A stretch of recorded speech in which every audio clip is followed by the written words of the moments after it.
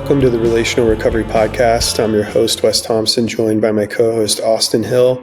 Today we're talking about how community and connection is actually an antidote of addiction, and how addiction's isolation is one of the biggest contributing factors to ongoing struggle. So we hope this conversation is helpful. Thanks for listening.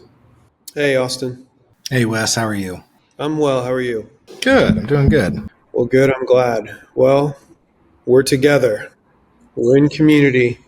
Hopefully we don't feel lonely now, because today we're talking about how loneliness fuels addiction and the dynamics at play there. So I think it's interesting, one writer, Johann Hari, said the opposite of addiction is not sobriety, it's connection, which is a pretty profound statement when you think about it, because I think a lot of folks in and around recovery, the end goal is to not use the thing that we're trying to get away from, whether it's, a behavior or a substance or whatever that thing is. It's ceasing the thing, but there's a community, there's a relational component to all of this. And I think that's what I want to talk about today, is how that plays a role in our lives. How, there's been so much said about loneliness. We've talked about it on this podcast.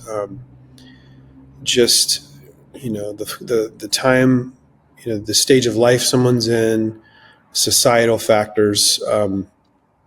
Loneliness is a universal experience, but one that I think some folks experience more acutely and intensely than others. And that plays a role. Isolation plays a role as well in addiction. And so I just want to talk about that a little bit today. It is a good topic. I think people are. It would be odd if someone said they didn't feel lonely, or that they are putting a lot of energy into like combating the feeling of loneliness. Yeah. And I think to start out, I think how does that play a role?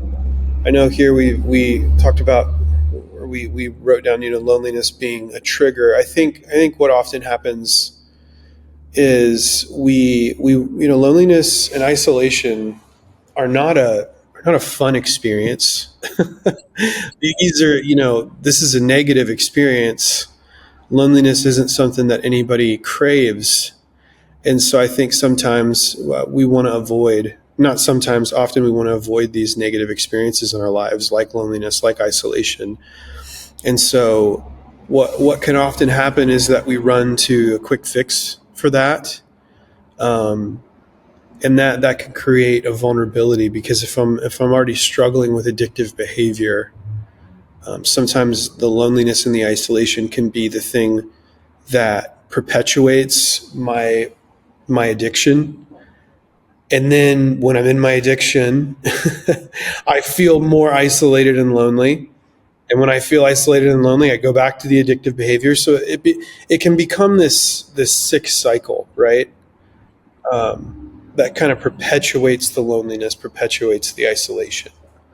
Yeah, and I think it'd be important to clarify, or just make sure we define it really well, because there's a difference between isolating yourself that leads to loneliness and the requirement for solitude in our lives. So what we're talking about is like the intentional, whether it's like I am alone, that's in a way that's not healthy. Because we need to recharge on our own. Like that's something we have to do. But this is not about like, especially when you're an introvert or like the difference between introverts and extroverts. Like introverts need that quiet space and solitude to recharge their batteries so that they can be better connected. So if people are wondering, it's like, well, I'm lonely because, or like I'm alone all the time. Or if you're concerned that someone is intentionally choosing to be alone, you need to ask yourself, is there time away by themselves making them better connected, or better or worse when it comes to being connected to others? Yeah. I think it's a simple distinction because I mean, when we're talking about like a spiritual practice of solitude, that's an intentional choice that I'm making to be quiet, to reflect, to pray, to talk with God, right? To work on myself, to recharge, like you said. Isolation is when we put ourselves in a situation or our circumstances, and maybe some cases we're in a situation where we don't have a choice, or we we've intentionally like we don't have people that love us around us. We don't have people, positive people around us. It's more of a chronic state of being that is not just a one-off. It's not like, hey, I'm going to go get some quiet so I can recharge. It's like a perpetual state where people don't know what's going on in my life to be able to comfort me, to be able to challenge me. And that really gets to the second point when we think about how isolation plays a role in addiction. It's that factor of there's just a lack of accountability. If I have some problematic behavior in my life, and I'm isolated, and I'm perpetually alone, then fewer people are going to notice when I'm struggling to be able to offer support, right? And then the addiction goes unchecked, it goes unnoticed, and so yeah. To your point, like solitude is very different than isolation. That's great. I think it's the I think when we realize that we like when people like find themselves in this lonely, like they're feeling lonely, like man, I'm just alone, or when they have that feeling or the realization, often they just don't know where to begin. And it's one of those another self perpetuating problem where you feel like you're just dug more and more into this hole of being alone. And I like we're gonna get to some of those solutions, but it's interesting to me that often the thing we feel like we have to do to protect ourselves keeps us further and further away from people, which makes us feel more lonely, which makes us stay away from people more often, which makes us feel more lonely. It's like this like revolving door. Yeah, yeah. And I think the third thing is just another really strong negative emotion is shame and guilt. And I think shame and guilt play a role in this too, because when we feel ashamed or that we're no good, we think about maybe behaviors in our lives that are problematic. Addictive behaviors would be a good example of that. There's a lot of shame for us around our unwanted behavior, and I think that shame perpetuates us not wanting to talk about it, not wanting to be around people, which kind of gets back to that sick cycle, right? Isolation becomes this like cause and consequence. It perpetuates this cycle of doing things that I don't want to do, and then feeling bad about it and not wanting to tell other people about it because of the shame and guilt that I'm experiencing. So there's embarrassment, there might be fear of judgment. It's just this sense that I don't want to let others in because I feel so bad about myself. And that can kind of create that downward spiral that folks find themselves in, that where they almost feel like they can't get out of. It's like, what do I, kind of what you were saying, like, what do I do with this? Because it's not getting any better. And Yeah. and that's where isolation can further that descent into darkness, if you will, because we often we again, we're relational beings, and so it can be really difficult to pull ourselves up out of that pit whenever we find ourselves in it, especially when shame and guilt are involved. Yeah, it's like the the reality that my choices have led me into this situation that I'm in where I feel like I can't connect well with others. And then and because of that, I don't take the risk that is completely necessary and normal when seeking connection with others. And so like the barrier to the solution of loneliness just gets bigger. It feels bigger and bigger and bigger. It's one step away. It's like one choice away, one conversation away from kind of like reversing this cycle, because it does go in the other direction. Like It's not just a downward spiral. There's an upward spiral as well, but it's that first step of the fear that comes with the opportunity for someone to reject you or not like you or not want to connect with you.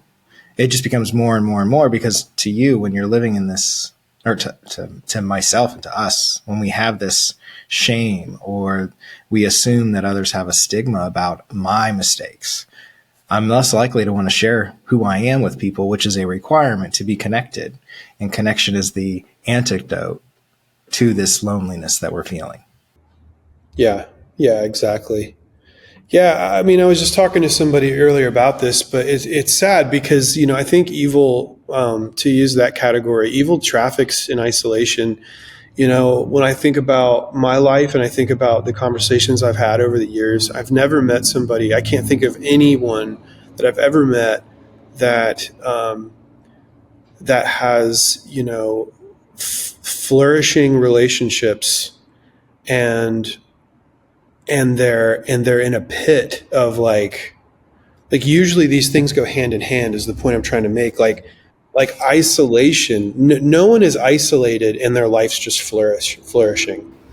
There's Yeah. typically, like, isolation and loneliness are evidence of a lot of other problems that are happening, because we can't, I don't think human beings were made to flourish well and healthily in an isolated state. So of course it's going to impact sobriety and addiction, but it's also going to be difficult for probably even just overall health. I mean, it is not good for us to be alone, and we need community, as Johann Hari points out. Like we need community to be healthy people. And so when we find ourselves leaning towards isolation when we feel lonely, which can become a habit if we have been in that place for a long time, that's where we really have to ask ourselves, like,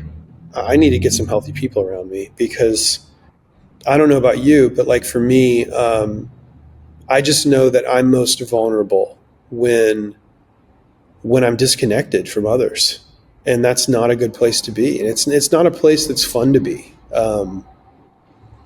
It's taxing. I know it. I know it. It negatively impacts my mental health. It negatively impacts my sense of well-being.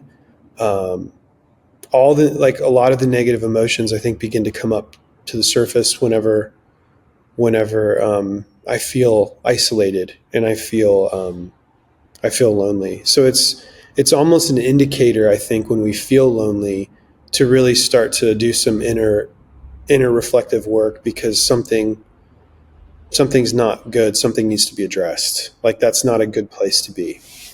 Yeah, and the inner reflective work is a step of many when it comes to being a better connected person with others.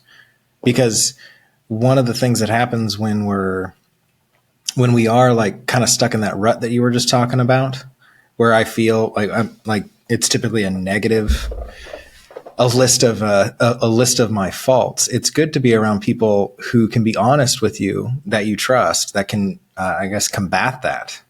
That are able to say, like, yeah, there's times that you act this way, but actually, like, this isn't true of you. Like, you are of good character. You're a good person. You're caring. There's evidence. There's fruit in your life. They are able to remind you of like how far you've come or where you've grown.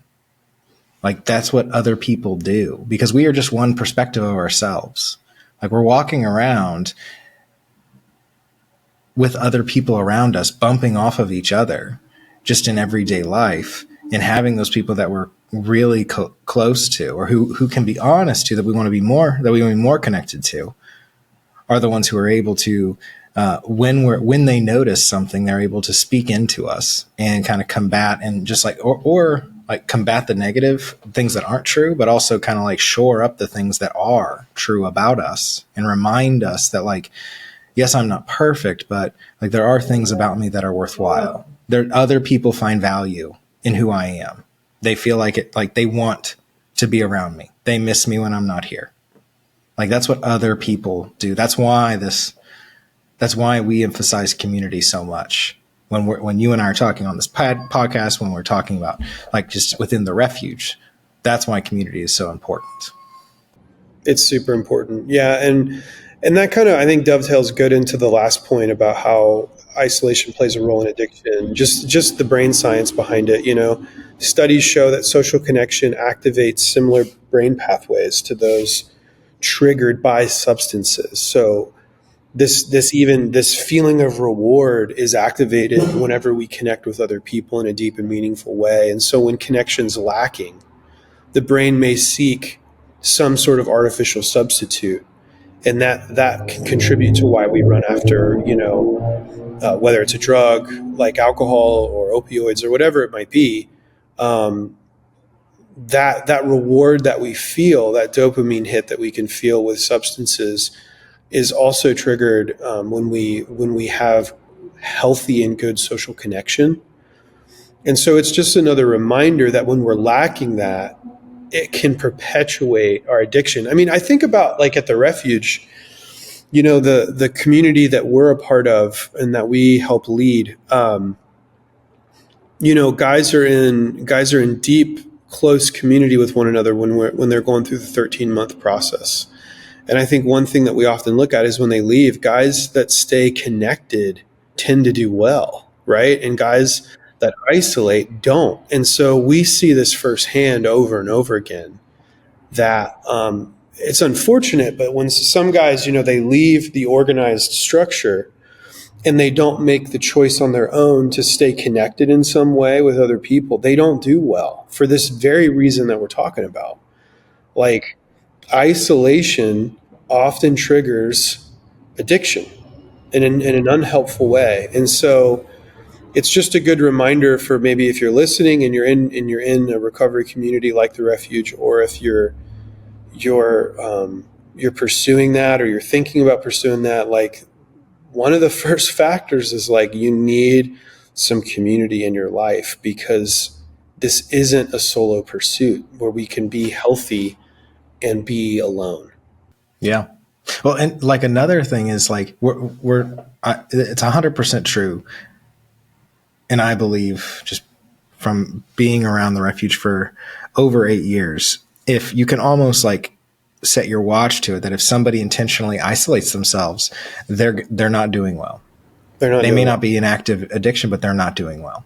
Mm-hmm. On the other side, if you are deeply connected, because like at the beginning, it's important, like what that quote, it's the opposite of addiction is not sobriety, it's connection, because we are not perfect. We are going to slip up, and those slip ups could lead us to a relapse that's really dangerous for us. But when you're in community, those slip ups, you don't fall as far or as hard. And if you do, like, and also if you really do bump your head, when you're in community, that support system is there already. You don't have to rebuild it or find it. It's there. Like, it's not like I have to like plan for this. It's just by living a life that is deeply connected to others intentionally and by design, we are putting up really healthy guardrails and boundaries around ourselves so that we can better flourish. So community doesn't equate to perfection. Community equates to my ability to fail and rebound a lot faster. Like we're not like that. That is one of the, I think the marks of a really great community is not the fact that everyone is perfect. It's the acknowledgement that no one is perfect. And we are known for how we respond to the members of our community's failings. That's good. So we gave kind of 4 things of how isolation plays a role in addiction. I want to talk about kind of the positive side of how community really does help in recovery. And I think I'm reminded of this verse in Proverbs. It says, "A friend loves at all times, and a brother is born for a time of adversity." It just really speaks to the fact that like we true love, true friends, true people in our lives that care about us are going to challenge us to reach our potential. They're not just going to say what we want to hear, but they're going to challenge us to be better than where we currently are. They're going to push us to be healthy. And so I think what community does and how it impacts recovery is that sense of belonging and connection that we're talking about, right? Community offers acceptance, it offers us a sense of purpose. And those are both core needs that addiction often tries to fulfill, right? A sense of acceptance, a sense of purpose. We might numb ourselves or whatever it might be in order to kind of like curb that need. But in reality, it's people, it's connection with others that are going to be a true solution to that. So think of like support groups, whether it's like AA or NA, other peer-led recovery circles. Those kinds of things provide safe places for us to share, safe places for us to heal. Though that's just an example of how community helps us in our aim to be healthy and to advance our recovery. Mm-hmm. Yeah. So I think one of the things that I hear pushback most often from guys is like, I don't want to go to one of those because I don't like I got hurt by one of them, or they're not perfect, or they're not exactly how I think they should be. I think my question to if you hear yourself saying that, ask yourself, am I doing everything exactly the way I want in my life, or do I make mistakes? Are there times when I could have done better? The same that's also true of groups of people. Now that doesn't mean we need to stay in an abusive, unhealthy, like toxic group, but if the soul, like if the stated purpose of a group is to support each other, yeah, there's going to be mistakes in there, because if there were no mistakes, what are we supporting? Are we just supporting it doesn't make sense. So like a support group is there for people who make mistakes. So if you're trying to find a support group where there aren't mistakes, you're not going to find it. So and the great news is there's tons of them. Right. Every community is imperfect. And if it wasn't, like the moment you showed up, it would be. I mean, the reality is, every community we will be able to find faults with.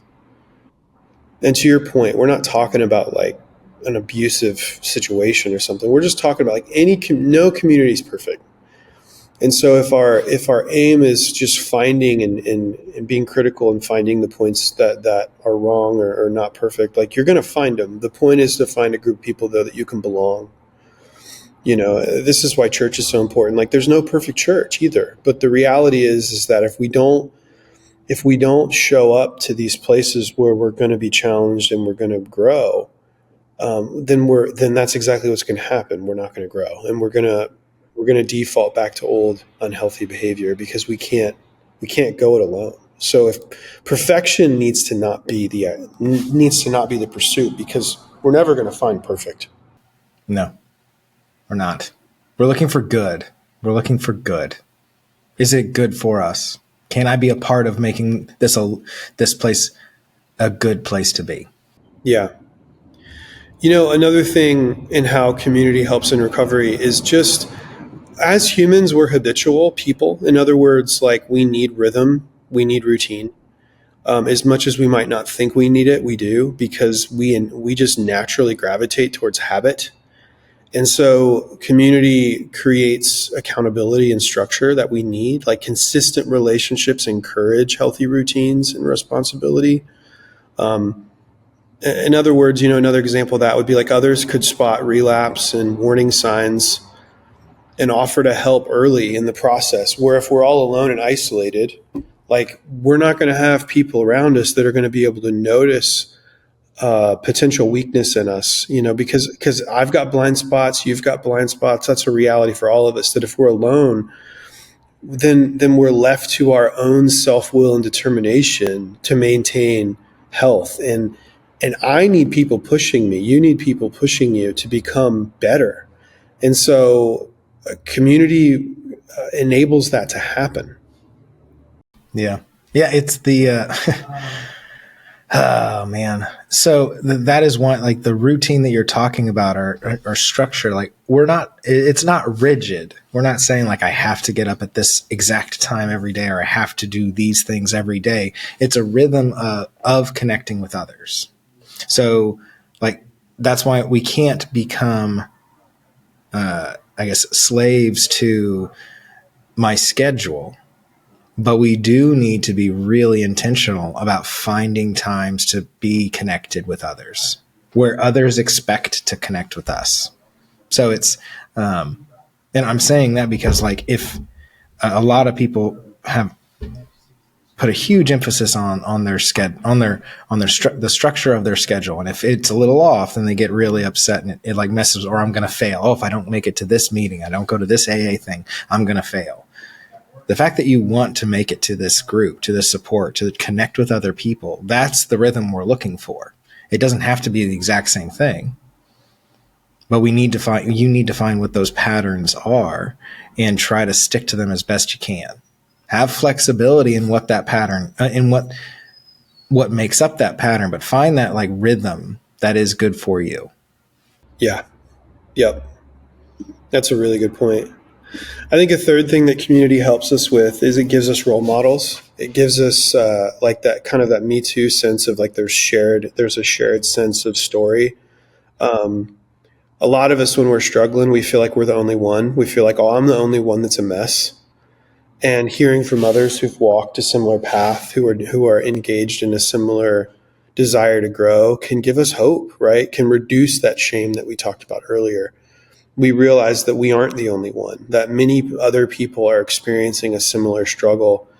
And it can be fuel. That hope can be fuel to help us maintain a growth trajectory versus, oftentimes when we're in shame and we feel all alone, I mean, that inner voice can be super unhealthy, and that can again perpetuate that downward spiral. But when we're with others, we realize, wow, like other people are dealing with the same stuff that I am, and not to put us in a place of like enablement where we're just like, well, he's a mess too, so we can all be messes together. But when we're in a healthier community, a sign of that is that we're around people that are all trying to be better, and that in turn creates a positive peer pressure that we also want to be better. Yeah, and the idea that we find a role model, like we're talking about people we know that know our name, that we know theirs, and like if we say hi, they know who we are. So we're not talking about some distant role model that we've never met, or an idea of a person, but actually a true person that we're in relationship with. To me, the most impactful role models for me are the ones that I know are not perfect because they've told me and they've shared their mistakes with me. And it's more it's more motivating to hear how someone persevered through challenge instead of this person never does anything wrong. This person never has any challenges. What's motivating if the road is smooth? Like what perseverance is there? How are you a resilient person? The people who I really respect are incredibly like resilient. They've gone through epic crap and then they came out alive and better, or like limping, but they're still here. They're still passionate about what they are, because that's the hope that I think we're looking for in our role models, is they've been able to make it through the valleys that we're going to multiple times, and they're able to see it in other people and know that like, hey, I'm like, not only am I an example, but I've seen you go through valleys and you made it out. So that's an important thing to look for. Is like, why do I want to connect with this person who I really respect? It's because we see that they aren't perfect, but they're responding in really healthy ways to really challenging things. Yeah, they've stayed in the fight, and that gives us hope that maybe we can too. Yeah, it's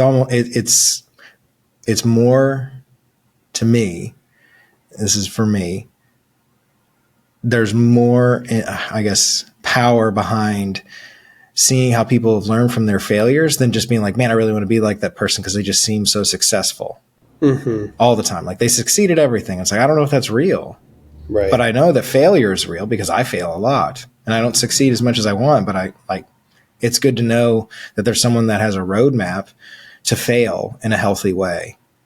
That's good. Yeah, and then the last thing that I want to touch on and how community helps in recovery is just what we're calling just replacing the void. There's a void whenever we're completely self-preoccupied, because again, we're not made to be in isolation. And I think what ends up happening is when all I'm ever focused on is myself and meeting my own needs, it perpetuates loneliness because we don't have purpose, because we're made to be life on life with others. And I think when we engage in community, we start to help other people in ways that we didn't even realize. And when we realize we have the ability to help others, it gives us purpose. It gives life deeper meaning, and it fills those emotional and social voids that substances once occupied. Because oftentimes when we're in our addiction, all we're focused on ourselves often. And when we engage in community, it helps us get outside of ourselves in a way that's really healthy. And so then helping others becomes a part of personal healing, because we realize that, man, not only are we healing, but we're helping others heal. And that's incredibly rewarding and incredibly powerful. And I think anyone listening needs to realize you might be in a place of shame right now and guilt and feeling really down on yourself. But in reality, you have the ability to change. And not only that, you have the ability to help somebody else who's struggling and being challenged right now. And that can be incredibly powerful in our journey to not only sobriety, but in our journey to just becoming healthy people. Mm-hmm. Yeah, it's the reason why I think Christ emphasizes the acts of service and giving rather than receiving, because like receiving isn't the problem. Like, I mean, receiving isn't bad, but we receive so that we can learn and grow healthy and be stable enough so that we can then give so others can receive. And I think a good example of this is if you are sitting at a table with someone, if the relationship is like, we are working to connect with one another so that we can heal from our own individual crap, and it's reciprocal.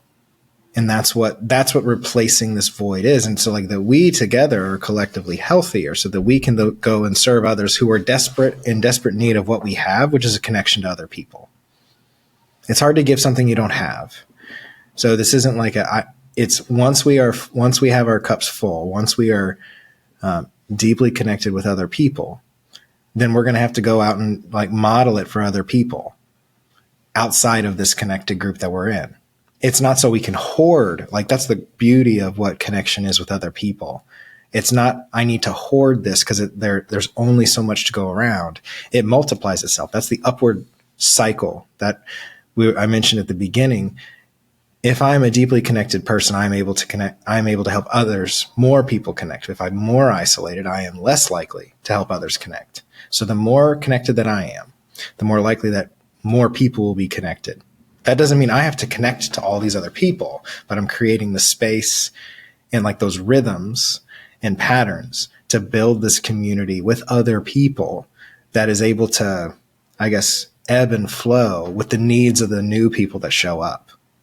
So it is not like it's a one very important thing for me to personally do.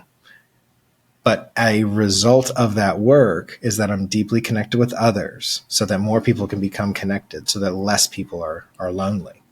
So that's the upward cycle. Thanks for listening to this episode of the Relational Recovery Podcast. We'll be back soon with a new conversation. We'll see you then.